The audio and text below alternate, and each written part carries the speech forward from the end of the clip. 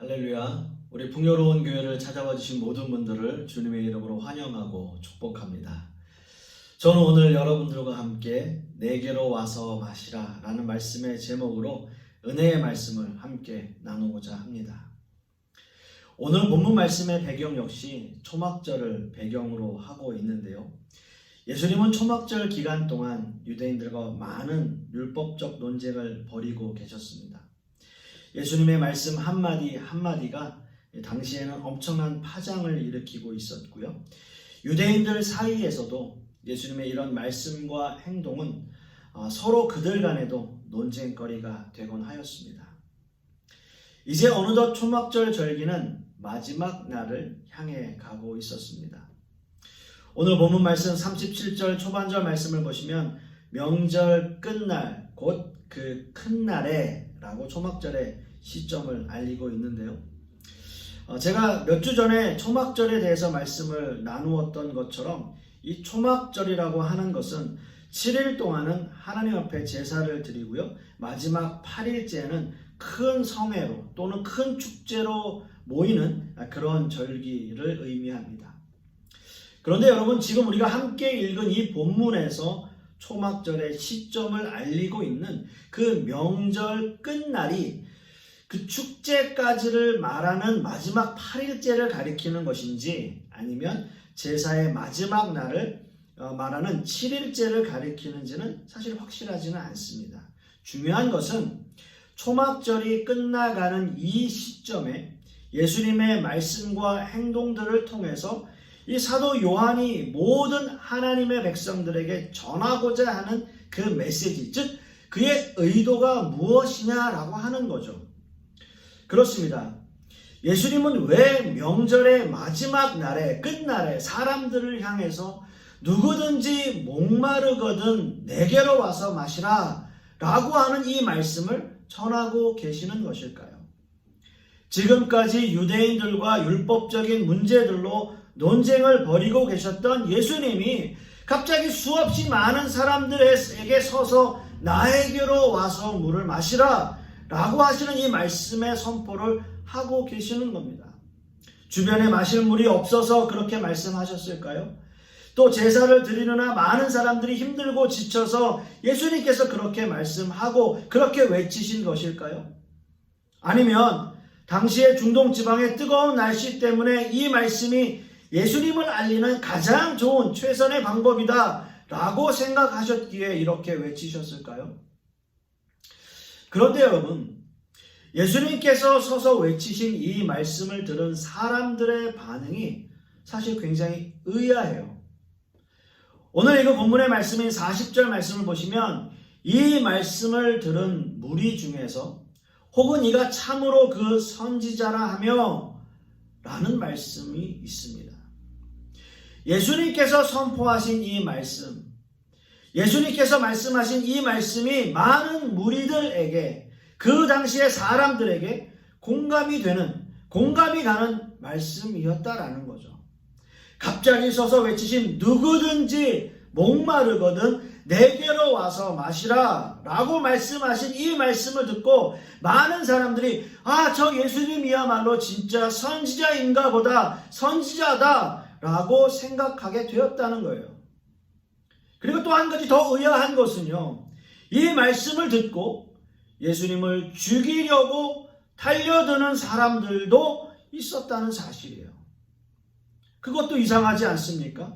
왜 와서 물을 마시라고 하는 이 예수님의 말씀을 듣고 예수님을 죽이려고 달려드는 자가, 죽으려고 달려드는 자가 있었냐라는 거예요. 그게 그렇게 죽을 만큼 잘못된 일이었냐라는 거죠. 그건 역시도 의아한 생각이 듭니다.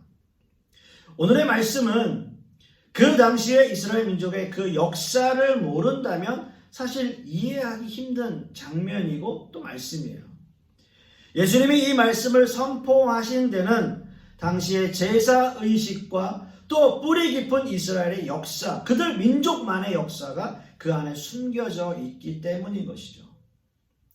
당시의 초막절의 제사의식에는 매일 실로암 못에서 물을 길어와서 제단 옆에 물을 붓는 의식이 행해지고 있었습니다. 이 일은 매일 한 번씩 7일간 계속되었고요. 마지막 7일째에는 제사장들이 제단에 7번 물을 붓게 되어 있었어요. 이렇게 하면서 물을 붓는 의식은 끝이 나는 거예요.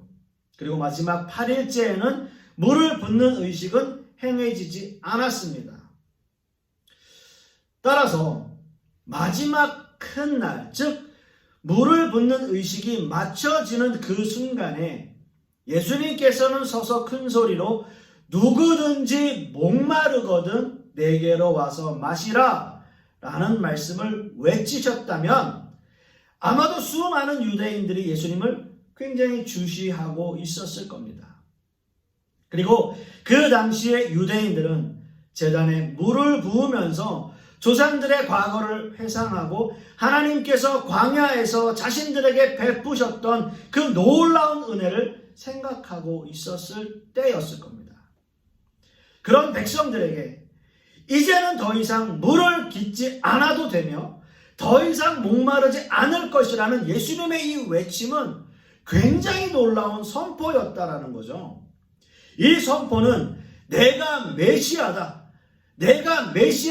라고 하는 선포나 다름없는 선포였던 겁니다. 항상 물에 갈급해 있던 이스라엘 민족들에게 물은 곧 그들에게 생명과도 같은 것이었어요. 따라서 그 선포는 내가 너희들에게 생명을 주겠다라는 것과 마찬가지의 선포예요. 메시아가 아니라면 이런 선포를 할 수 없다라는 거죠. 이런 이스라엘 민족에게 예수님의 이 외침은 참으로 놀라운 말씀이었던 겁니다. 따라서 저는 예수님이 선포하신 이 선포가 이스라엘 민족에게 어떤 의미로 다가갔는지, 그리고 이 말씀을 듣고 있는 우리에게 주시는 그 메시지는 무엇인지 두 가지의 주제로 함께 말씀을 나누길 원합니다. 첫째로요, 영원히 목마르지 않을 생명수의 의미입니다. 오늘 본문의 말씀 요한복음 7장 37절 38절 말씀을 우리가 다시 한번 보겠습니다. 명절 끝날 곧 큰 날에 예수께서 서서 외쳐 가라사대 누구든지 목마르거든 내게로 와서 마시라. 나를 믿는 자는 성경의 이름과 같이 그 배에서 생수의 강이 흘러나리라 하시니 라고 말씀하고 있습니다. 예수님께서는 명절의 끝날 곧 유대인들과 제사장들이 제단에 물을 붓는 의식을 중단한 그 시점에 이 말씀을 선포하고 계시는 거예요. 예수님은 유대인들에게 이 말씀을 통해서 과연 무엇을 깨닫게 하시길 원하신 것일까요? 일단 초막절은 모든 사람들이 자신의 집을 놔두고 모두가 다 밖에 텐트를 치고 일주일을 보내는 7일을 보내는 그러한 날입니다. 이 의식은 이스라엘 민족의 광야 생활을 잊지 않게 하기 위해서 행해지는 의식 같은 거예요. 40년이라는 세월을 광야에서 방황하며 하나님의 인도하심을 경험했던 이스라엘 민족이 이제는 하나님께서 주신 약속의 땅을 얻었고 또한 그 땅에서 얻은 곡식을 감사하며 드리는 절기라는 거죠. 이런 광야 생활을 하면서 이스라엘 민족에게 가장 심각한 문제는 당연히 먹는 것, 입는 것, 자는 것 그런 거 다 중요하겠죠. 그러나 아마도 더없이 중요했던 것은 당연히 물이었을 겁니다. 출애굽기 15장은 이스라엘 민족이 홍해를 건넌 것을 감사하며 하나님께 올려드리는 감사의 찬송시였습니다. 그러나 그 감사의 찬송시가 끝나기가 무섭게 15장의 마지막은 마라의 쓴물 사건이 나와요. 홍해를 건넌 지 얼마 지나지 않아 백성들은 마실 물이 없어 모세를 원망하고 있습니다. 지금까지 하나님의 놀라운 기적으로 홍해를 건넜고요. 또한 애굽인들에게 행하신 10가지의 재앙을 자신들의 눈으로 목도한 사람들이었어요. 그러나 그들에게 불평이 시작되는데 그리 시간이 오래 걸리지 않습니다. 그리고 출애굽기 16장은 여러분들께서 너무나 잘 아시는 사건인 만나 사건이 나오게 되고요. 이어서 17장은 무리바 반석 사건이 이어서 나와요. 이 사건은 앞에 마라의 쓴물 사건보다 더 심각한 사건이었습니다. 백성들이 그냥 악에 받쳐서 모세가 생명의 위협을 느낄 정도였습니다. 그리고 마지막으로 결정적인 사건은 바로 가데스에서 있었던 사건이었습니다. 이 가데스에서의 사건은 가나안에 들어가기 얼마 남지 않은 시점이었어요. 자, 그렇다면 여러분 한번 생각해 보십시오. 광야를 지내는 40년 가까운 세월 동안 이스라엘 민족은 물이 없을 때마다 하나님 앞에 원망하며 지냈던 거예요. 백성들은 물이 없어 모세와 아론을 또 원망하고 있습니다. 그때 모세는 반석을 2번 쳐요. 하나님 앞에 범죄하게 돼요. 아마도 40년이라는 세월을 징징거리면서 이스라엘 향해서 그렇게 이스라엘 민족들이 징징거리는 그 모습을 보면서 모세는 반석을 치는 2번 치는 범죄를 저지르게 되는 거죠. 아마 저라면 반석을 2번 치는 정도가 아니라 아마 반석을 그냥 쪼개버렸을지도 모르겠어요. 어쨌든 모세는 그렇게 바라던 가나안의 백성들과 함께 그 1세대들과 함께 들어가지 못하게 됩니다. 너무나 안타까운 일이었죠. 물론 광야 생활을 해야 하는 이스라엘 민족에게 물은 아마도 생명이나 다름없었을 겁니다. 그러나 하나님께서 직접 기적을 보여주시며 이스라엘 백성들을 직접 불기둥과 구름기둥으로 인도하고 계셨고 애굽 민족을 어떻게 벌하셨는지 자신들의 눈으로 목도한 사람들이에요. 아무렴은 백성들을 광야에서 그렇게 죽게 놔두지 않으셨을 겁니다. 그러나 이스라엘 백성들은 그런 하나님을 믿지 못했어요. 이스라엘 민족의 광야 1세대가 가나안을 들어가지 못하고 광야에서 죽음을 맞게 된 원인은 바로 그 백성들의 불순종 때문이었습니다. 그리고 이 일에 모세도 예외는 아니었습니다. 모세 역시도 가나안에 들어가지 못합니다. 여러분, 초막절이라고 하는 이 절기는 이런 배경을 가지고 있는 절기입니다. 장막에서 일주일을 지내며 이스라엘의 백성들이 그들의 조상들이 광야에서 장막을 짓고 살았던 그 삶을 직접 느끼게 하는 절기예요. 광야의 삶에서 은혜를 베푸신 하나님께 감사하며 지금의 삶을 되돌아보는 시간이 되는 거죠. 그리고 그 광야에서 때때마다 먹을 음식과 마실 물을 공급하신 하나님께 감사하는 절기인 거예요. 자신들이 노력하지 않았음에도 불구하고 광야의 40년 동안을 하루도 거르지 않고 물과 음식을 공급하신 하나님이십니다. 물론 여러분, 그 의복도 헤어지지 않았다라고 이야기를 해요.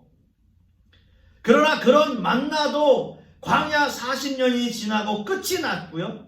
또한 때때마다 그들의 갈증을 해소시켜진 그 반석의 물도 영원히 목마르지 않을 생수는 아니었다라는 거죠. 먹고 마시고 늘 배고프고 늘 목이 마르는 상태였다라는 거예요. 영원히 목마르지 않을 생수는 아니었던 것입니다. 그러나 지금 예수님의 선포는 그들의 생각과 상식을 완전히 뛰어넘는 엄청난 선포인 것이죠. 구약시대에 너희 조상들이 광야에서 불평하면서도 끊어지지 않았던 그 물, 너희들이 죽겠다고 불평할 때마다 반석에서 흘러나왔던 그 물은 마셔도 다시 목마르고 마셔도 다시 몰랐던 그 물과는 완전히 다른 생수라는 거예요. 예수님이 선포하시는 생명수는 한 번 마심으로 영원히 목마르지 않을 생수를 의미하는 것입니다. 여러분 한번 생각해 보십시오. 여러분, 아주 더워서요, 목마르고 갈증이 나는 그런 날 정말 차가운 생수 한 병, 너무나 시원하지 않습니까?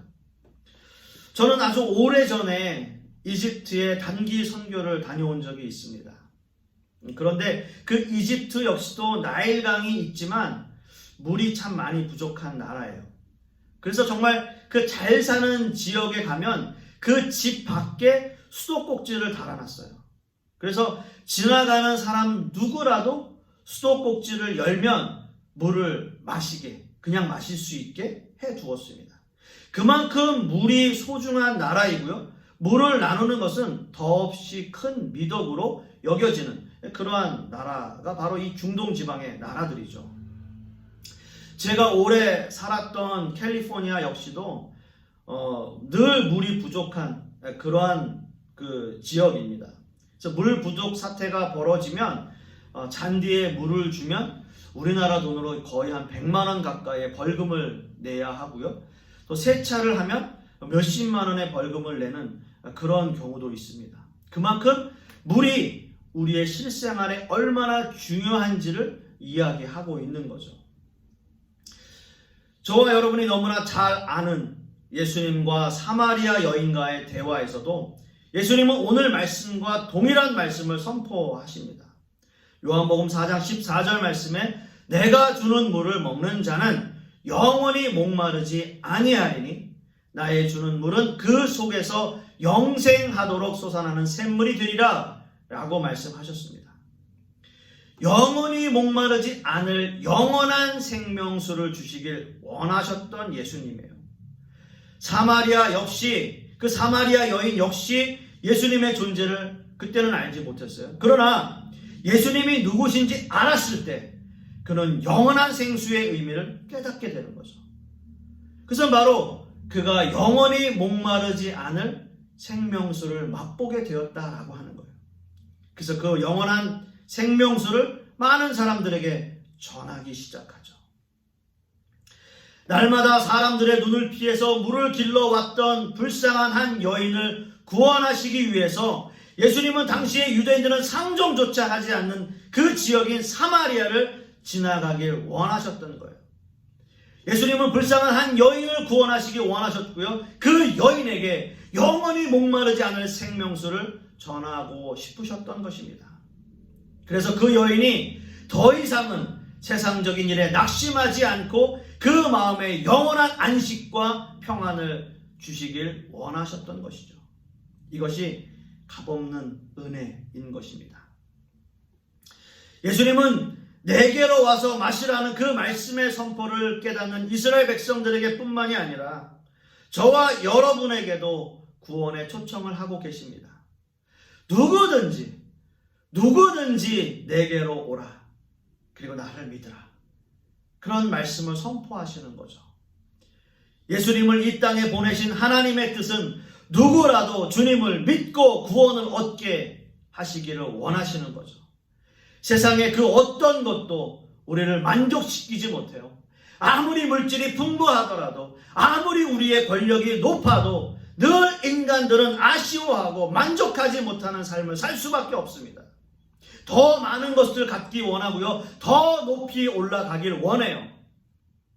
그러나 주님을 믿고 영원한 생명수를 맛본 사람들의 삶의 방식은 다릅니다. 어떠한 상황에서도 주님께 감사하고 어떠한 상황에서도 만족하는 삶을 살게 되는 거죠.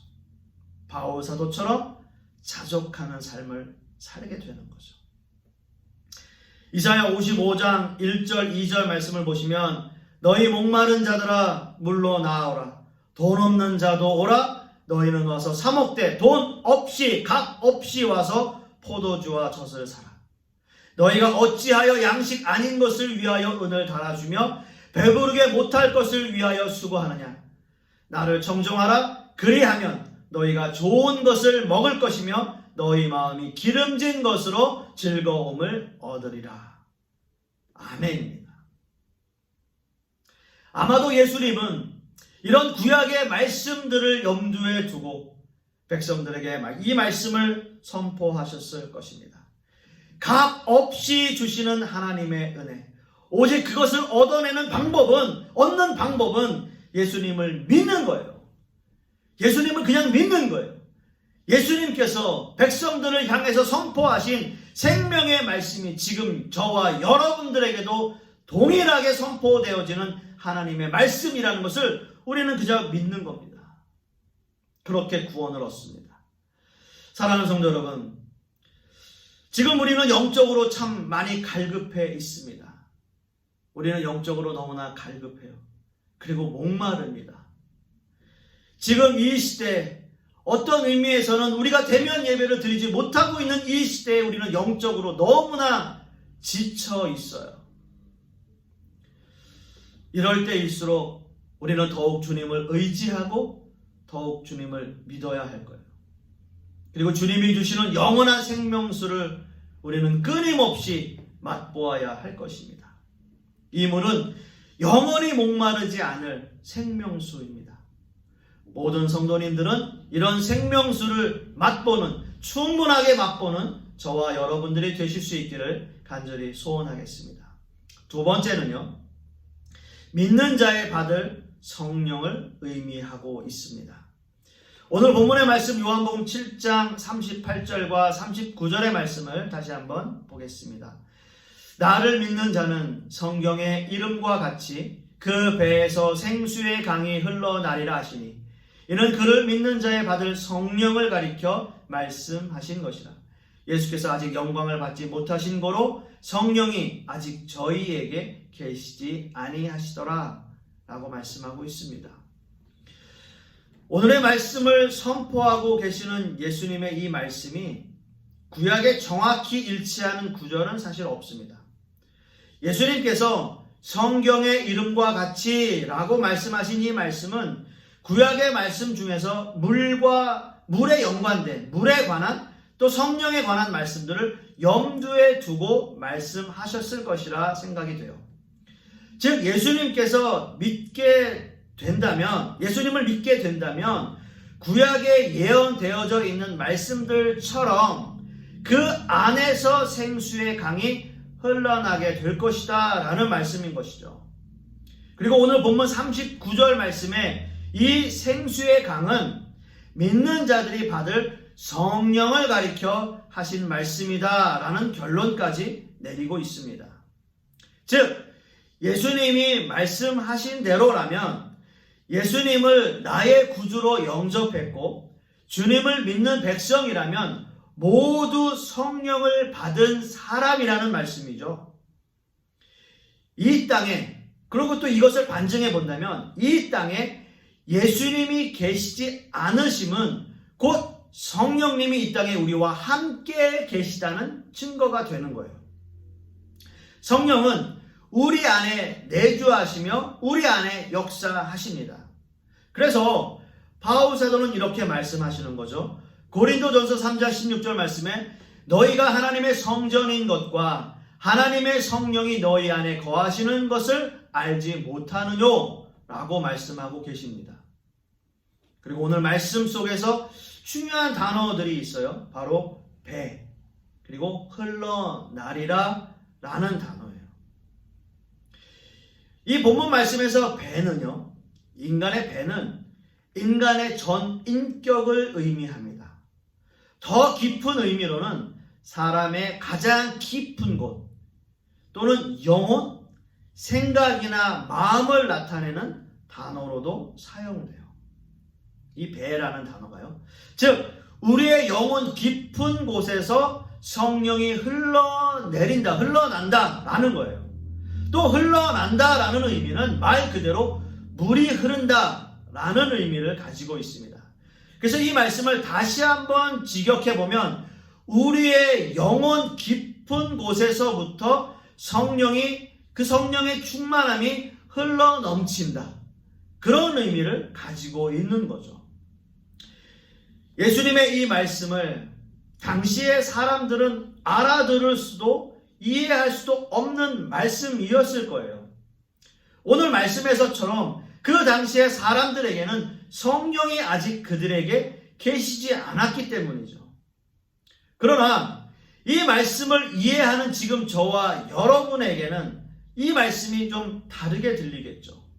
우리 안에 성령이 역사하심을 알고 또 영원히 목마르지 않는 삶이라는 것이 어떤 것이라는 것도 우리가 다 이 말씀을 통해서 알고 있기 때문이에요. 그래서 주님은 우리 모두에게 성령 충만한 삶을 요구하십니다. 이것이 성령이 흘러 넘치는 거예요. 생수의 강이 흘러 넘치는 것을 이야기해요. 성령이 우리 안에 내주하시는 이상 우리는 성령의 충만함을 받아야 돼요. 이것이 예수님이 우리에게 요구하시는 신앙인의 모습입니다. 우리의 내면 깊은 곳에서 생수의 강이 흘러 넘치는 성령의 사람을 오늘의 말씀은 의미하고 있는 것입니다. 성령 충만한 사람은 생명수가 자신 안에만 고여 있지 않아요. 그래서 바울 사도는 빛의 자녀들이 세상을 어떻게 살아야 하는지 에베소서 말씀을 통해서 잘 설명하고 있습니다. 에베소서 5장 18절 하반절 말씀에 성령의 충만함을 받으라 라고 말씀하고 있는 거예요. 사랑하는 성도 여러분, 이것이 빛의 자녀 그리고 성령 충만한 자의 삶이 될 것입니다. 늘 예수 그리스도께 감사하는 삶, 그리고 주님을 찬양하며 찬송하며 주님의 이름을 높여드리는 삶을 사는 것, 이것이 성령 충만한 자의 삶인 것입니다. 이런 삶을 살 때 우리는 우리 주위에 있는 사람들에게 선한 영향력을 미치게 되어 있어요. 여러분을 통해서, 우리를 통해서 생수의 강이 흘러 넘친다면 누군가는 그 생명수를 맛보게 되어 있는 것이죠. 이것이 흘러 넘침의 역사고 축복이에요. 정말 안타까운 것은 지금 이 시대의 기독교인들이 이러한 일들을 하지 못하고 있다는 거죠. 우리 안에 성령 충만이 없고 우리 안에 생명수가 흘러 넘치고 있지 않기 때문에 세상 사람들에게 그 생수를 맛보게 할 수가 없고 좋은 영향력, 선한 영향력을 미치게 하지 못하고 있다는 거예요.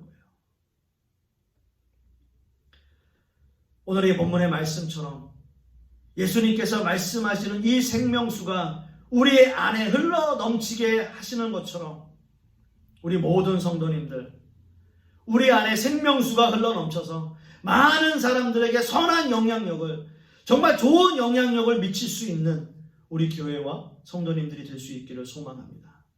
사랑하는 성도 여러분, 우리 교회도, 우리 풍요로운 교회도 이 일에 쓰임받기를 원합니다.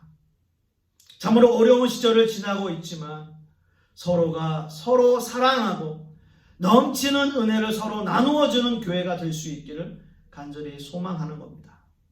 그래서 여러분의 성령 충만이 흘러 넘쳐서 여러분의 이웃에게 또 여러분 주변에 있는 사람들에게 좋은 영향력, 선한 영향력을 끼치는 우리 풍요로운 교회와 모든 성도님들이 되실 수 있기를 간절히 소망하겠습니다.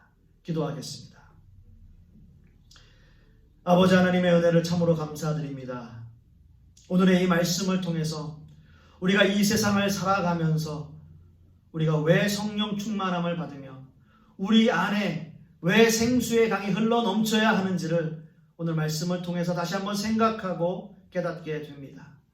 많은 사람들에게 기독교인으로서 좋은 영향력, 선한 영향력을 미칠 수 있는 그러한 성도의 모습으로 살아가게 하여 주시옵시고 우리 안에 생수의 강이 흘러 넘쳐서 많은 사람들에게 그 생명수를 나누어 주고 서로 함께 공유할 수 있는 그러한 풍요로운 교회와 성도님들이 될 수 있기를 간절히 소망합니다. 그런 일에 쓰임받는 우리가 되게 하여 주시옵소서. 이번 한 주간도 그런 삶을 살아가기를 소망하며 예수 그리스도 이름 받들어 기도드렸사옵나이다. 아멘.